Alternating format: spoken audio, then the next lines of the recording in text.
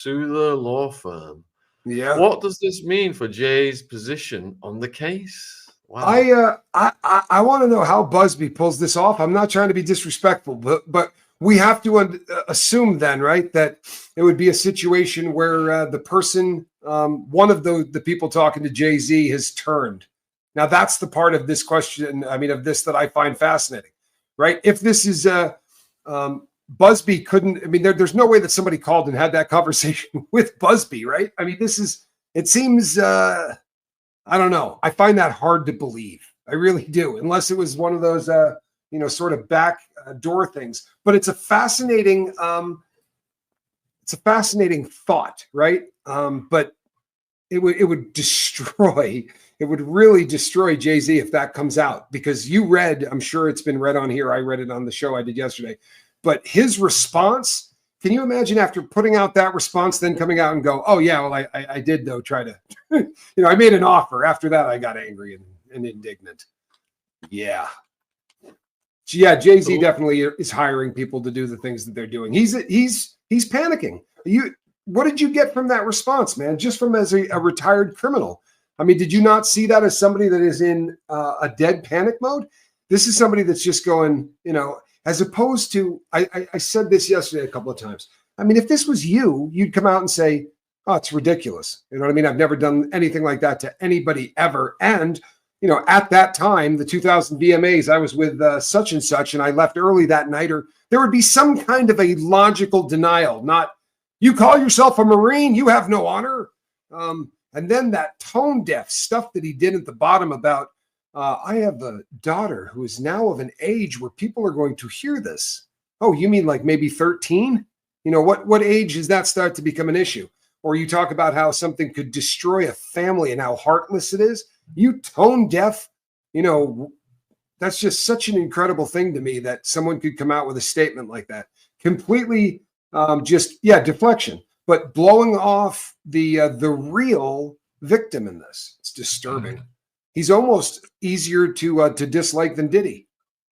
So in response to your first question, it reminded me of the old adage that when you're upset with somebody and you're thinking about firing off an email or a text message, don't do it, calm down, wait, probably sleep on it and do it the next day.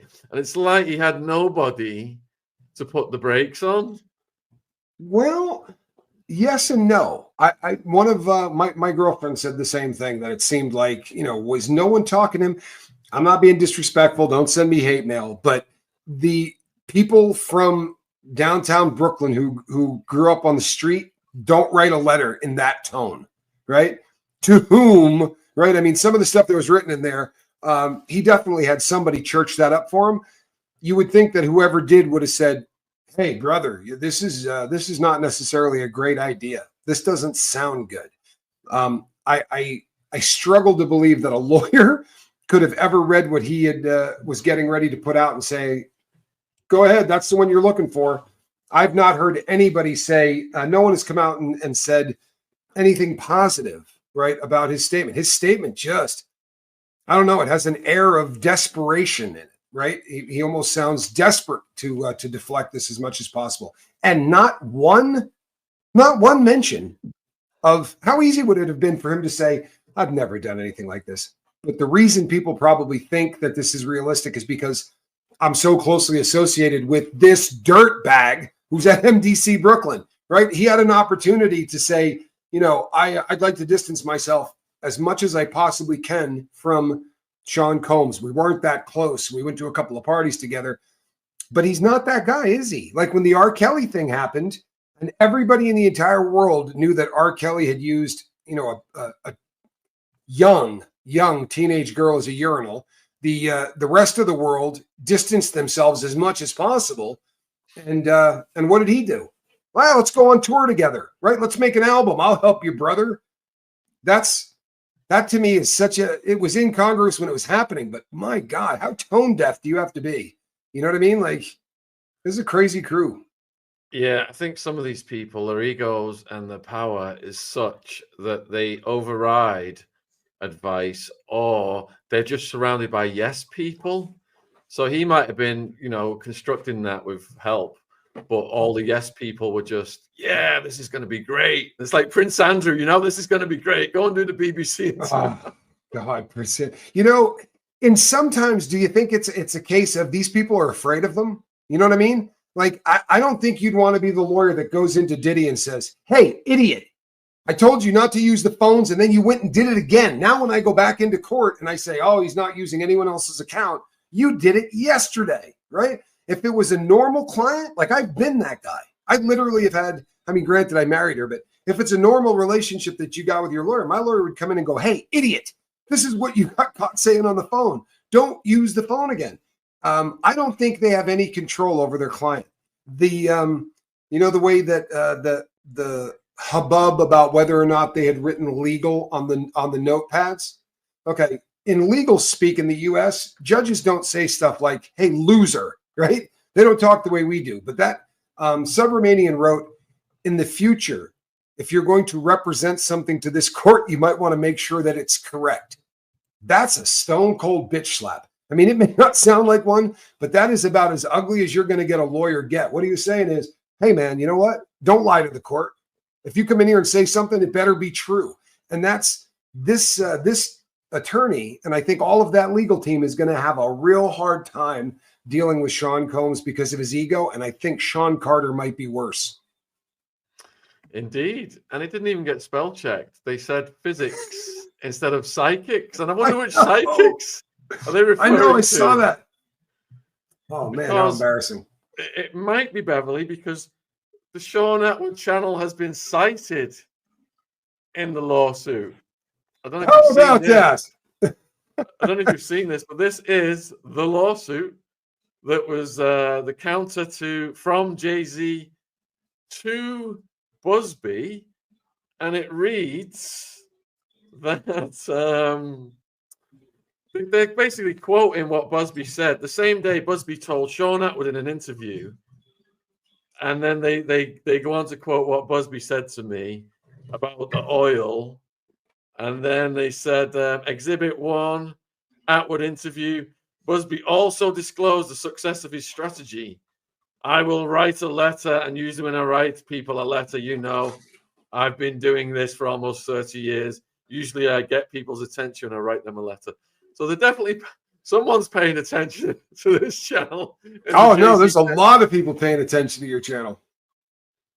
Yeah, you know what? About a funny 40-second story about this, right? I was talking to someone the other day they said, I don't follow YouTube because they asked me what I do. And I said, well, I'm a content creator. And they go, oh yeah, I don't follow YouTube at all. And as I was explaining it a little further, I said, no, I go on a larger show as well, where I have a recurring show, each week on the Shaun Atwood program. And for someone that didn't watch YouTube, they instantly went, oh, you're on the Shaun Atwood? I said, yeah, not a fan, huh? You don't watch YouTube. You knew who that was. No, you're a pimp, dude. You're closing in on the 1 million mark.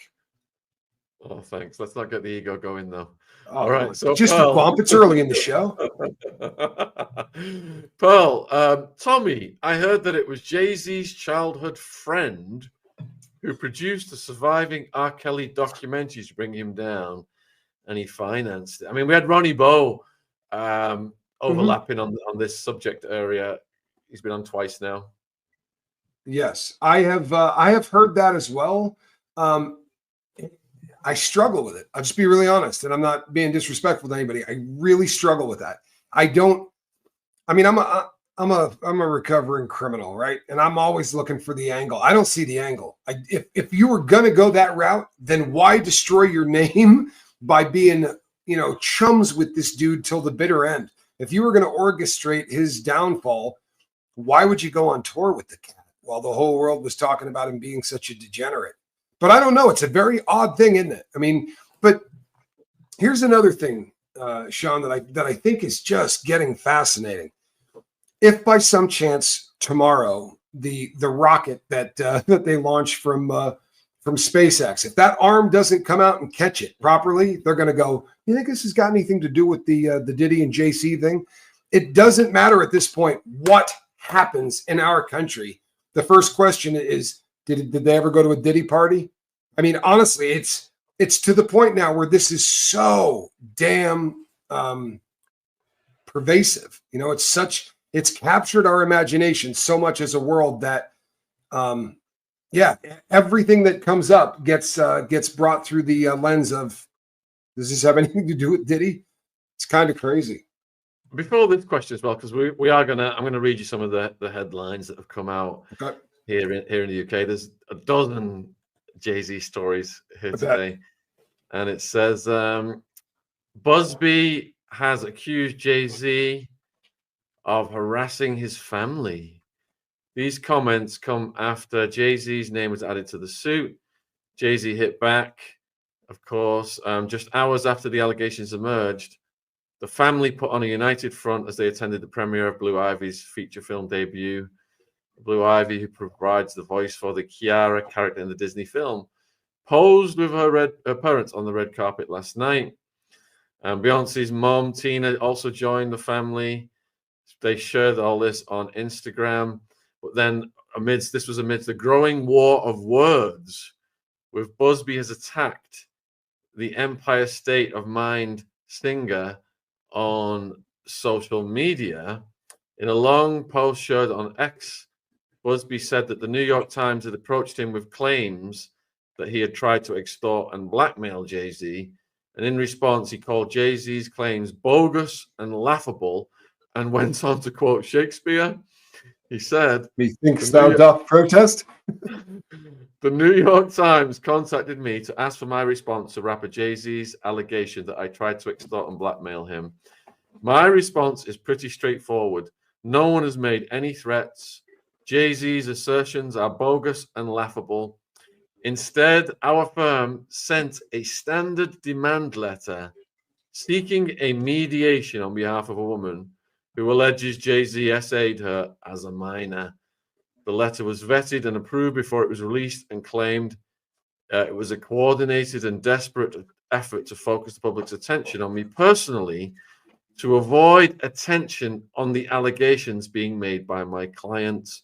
This effort has included harassing my family and colleagues and even offering former clients money to sue me, which is illegal. It is. Yeah, wow. That would be an issue. I don't know that this is so absolutely bizarre to me, right? It honestly, again, methinks thou doth protest too much. He's so over the top with this. Standard operating procedure would be to come out and go, hey, you know what? We'll get our day in court. I'm not worried about this, right? I didn't do anything wrong. I will get my day in court. But that's not how it's coming off at all. It comes off almost desperate, doesn't it?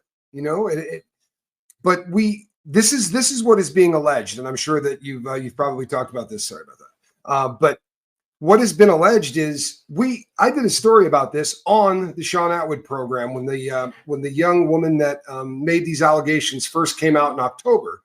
We talked about this particular story and about the VMA Music Awards and all that. We talked about it at length. Why is it that it took until this long for them to refile again? Right? That should have been a pretty quick decision. You want to sit down and do mediation, or do you not want to sit down and do mediation? Well, allegedly, the reason that it's taken so damn long to get to that point is because this is one of, right? This isn't the Buzbee lawsuit that mentions Jay Z. Allegedly, this is one of a lot of these that may mention Jay Z in it, and I think that that's probably what we're seeing is panic mode, just like we saw with Diddy before when he denied that I've never put hands on that girl. I would never do anything like that. That's not who I am. I was in a really bad place. I hated myself that day. I hate myself now. It took him about 3 seconds to go from denial to rock bottom. That horrible damn, just an absolutely terrible apology. But the Jay Z is desperate. This is an attorney. If you hate attorneys that do this kind of work, and you're going to call them ambulance chasers or whatever, but Buzbee's been very, very successful in his life. He's taken a shot right now at BlackRock. He's got another case going. This is not a guy that's afraid of big dogs at all. And I don't think he's going to have a lot of luck backing down Buzbee. I think Buzbee's doing this number, But yeah, they are all liars, to be sure. You know? So to continue the Buzbee quote, then he said, "When an alleged perpetrator behaves in this manner, wildly asserting that a basic demand letter is extortion, and aggressively using the media to attack the opposing lawyer, while at the same time ignoring the allegations being made by the alleged victim, it reminds me of a famous line from Shakespeare. The lady doth protest too much, methinks." Yeah. And then he spot on. Go for it. Yeah, spot on. This is here's the other thing. This smacks of ignorance. I'm sorry, it really does. But and somebody yelled at me about this yesterday in a comment. This guy came out and said, "I've been blackmailed." Well, I got news for you. This is standard operating procedure in every single case of this kind, and it always has been. What do you think happens? All of a sudden you get served and we're going to court. There's always, you're given an opportunity to sit down at a table and avoid all of that, right? And for him to come out instantly and say, well, he offered and said, if I don't give him money, they never said that. They don't ever say, they never call in one of those and say, and the number's 10 million. It doesn't work like that. They want to say, here's your shot at sitting down for arbitration. And that's all it was. But the way that he comes out and talks about it, like if you were new to this, you would really believe that Buzbee called this fool and said, hey, look, man, if you don't get me 3 million by Wednesday, I am telling the entire world that you were there. I mean, honestly, that's the narrative that he's putting out. And he didn't invent this. Buzbee certainly didn't invent this type of law, nor this particular tactic. You got to keep in mind, I know we all want to hate lawyers, but the victim in this, right? All of the victims, these are people that might have been 13 or 9 at the time. And what the attorney is doing is giving that person an opportunity to get paid without having to go through that process of going back into court and talking about the details of what is probably the most traumatic thing that anyone will ever have to endure in life. It's awful. Yeah, we looked at the multi-billions in deals that Jay Z has done in recent years on a stream the other night. A multiple of what Diddy has done. And it just makes me wonder, his relationship with the Obamas, these multi-billion-dollar deals with huge corporations with massive power and resources, makes me wonder whether these guys are going to be scrambling to save Jay-Z's ass because of the damage to their own brands and finances. I think, and it's a great question. It's probably the question. It's probably the best question. But I think that we're probably looking at a situation, when the Cassie Ventura lawsuit came up, right? I'm of the belief now that the people at Diageo handed that entire case to the prosecution with a big red bow on it. I also believe that they then walked her across the street to a really good attorney, because we know that at least once she tried to make an attempt with no attorney at all. She was going to show up and just go, hey, I'm getting ready to write a book. And Shaun Combs steamrolls people. He laughed at her. You want 30 million? I give you 10. When she came back the next time, she didn't just go find an attorney, right? It wasn't the better ask Saul. She came back and had, these are the Babe Ruths of this. I think that she had some guidance in that.